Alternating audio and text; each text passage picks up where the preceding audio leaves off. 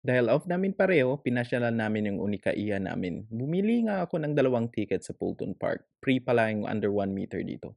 Matagal na namin gustong pumunta dito kaso lang busy. Nag-breakfast na din kami para makatipid sa gastos. At nagdala na din kami ng snacks para makatipid. Nakatulog nga pala yung anak ko, on the way pa lang kami kasi early siyang gumising. Sakto, magandang weather forecast for today. Hindi daw uulan at hindi rin masyadong mainit.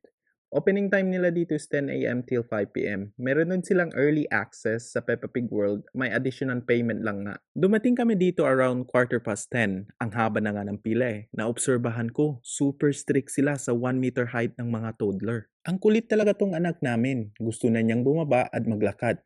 Ganito talaga siya eh. She always find a way to enjoy herself. Di nyo ba alam ang swerte namin dito sa kanya? Hindi na siya palakarga at nagiging grumpy lang siya kung gutom na siya at gusto nang matulog. Watch out nyo din ang event nila for the day. Hindi na namin pinatagal, pinuntahan na namin agad ang Peppa Pig World. Ito kasi ang highlights dito sa park eh. I admit, amazed din ako dahil ang lugar is so colorful at ang dami nilang rides pang bata. Below 12 months need to be accompanied by their parents for safety procedure na din. Pumila na kami sa meet and greet kay Peppa Pig at George. Naghantay din kami ng around 10 minutes to take our turn. May certain time lang din lumalabas yung mga mascot. Ang pinili namin is 10:30 to 12:30. Hala, yun anak ko. Ayaw na niyang bitawan yung mascot. Sabi ko sa partner ko, we can manage to ride all of this in one day. Sasagutin ko yan mamaya. Meron silang 2 parts dito sa loob ng park. Ang pangbata at ang pang-adult.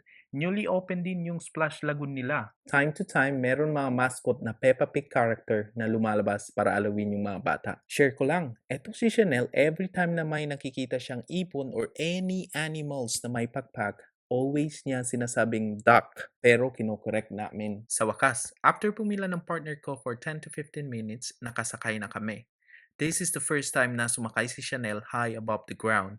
Kita nyo naman, super enjoy siya. Ayaw na nga niyang bumaba pagkatapos eh. Ito yung view sa taas. Sabi sa leaflet nila, there is more than 70 exciting rides dito including na yung pang-adult. Yan mga malilit na bahay nakikita nyo. Bahay yan ng iba't ibang karakter ng Peppa Pig. Meron din silang mga activity dyan like picture taking or games para sa mga bata. Napansin ng partner ko pag nasa bahay lang din si Chanel, naboboard siya even though meron siyang toys, learning materials or watching TV. Mas nagiging kalmado siya pag nilalabas namin. Kahit ako nga eh, naboboring sa loob ng bahay, siya pa kaya. To save time, ang ginawa namin, isa sa amin ang pumipila while yung isa nag-e-explore kasama si Chanel. Kasi hindi lang naman rides ang meron dito eh. Meron din silang open playground and indoor so play, which is accessible to everyone. Lunchtime na. Fish and chips ang in-order ko. And ang partner ko ay hotdog in buns with soft drinks na din yan.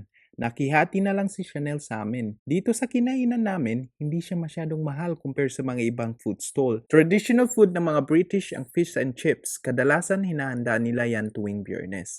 Nagdala na din kami ng fruits kasi itong anak ko, mahilig talaga sa fruits after ng main meal niya. After couple of minutes, pagkatapos namin kumain, tuloy na ang pagra-rides namin para hindi sayang ang binayad namin. Imagine, 43 pounds and 50 pence per person over 1 meter. Eto si Chanel, wala na yan siyang tulog since dumating kami dito. Grabe yung energy niya.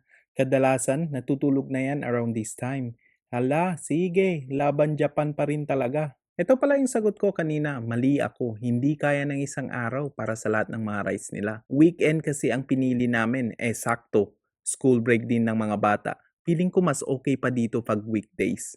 1 hour before closing down, inikot namin yung park. Hindi ko akalain, ang dami pa palang rides dun banda sa likod. Sayang, wala nang time.